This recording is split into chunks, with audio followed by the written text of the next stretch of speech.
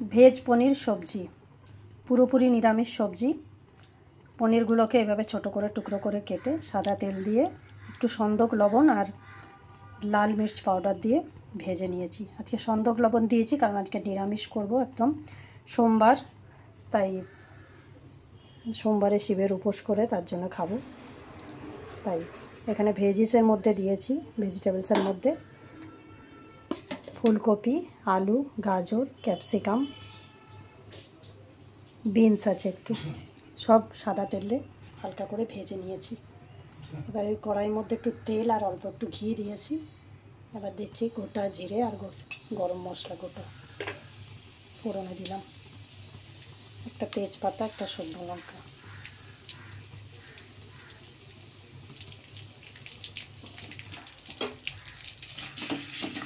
সবজিগুলো ভাজতে ভাজতে কড়াইটা একটু কালো হয়ে গেছে।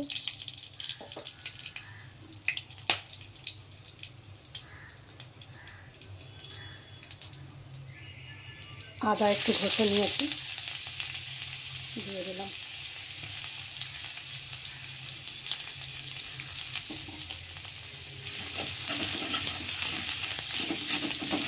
এই সবজির সাথে লুচি, পরোটা, রুটি খুব ভালো লাগবে খেতে। রাইস দিয়েও খেতে পারেন, তবে আজকে আমি পরোটা দিয়ে খাবো। আদাটা হালকা একটু ভাজা হয়ে গেছে, দিচ্ছি একটা কাঁচা লঙ্কা, টমেটো একটু করে দিচ্ছি।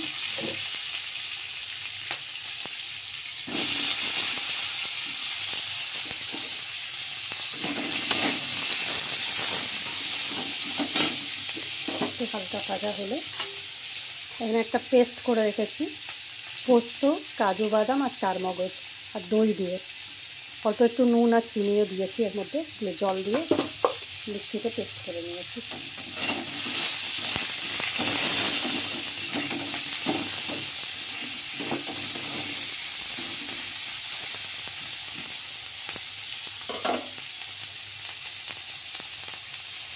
হালকা করে ভাজা হয়ে গেলে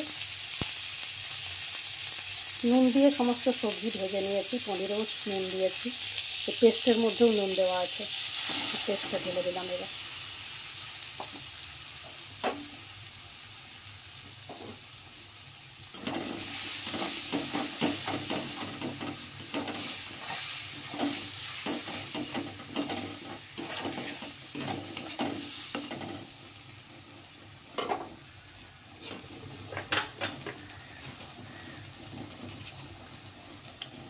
সবজিগুলো দিয়ে দিলাম এর মধ্যে, ভালো করে মিশিয়ে নেবো সব।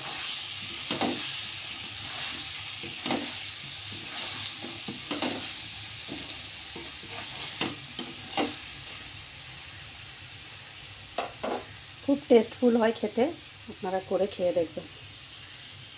দিচ্ছি একটু কিশমিশ আর একটু ভাজা পনিরগুলো।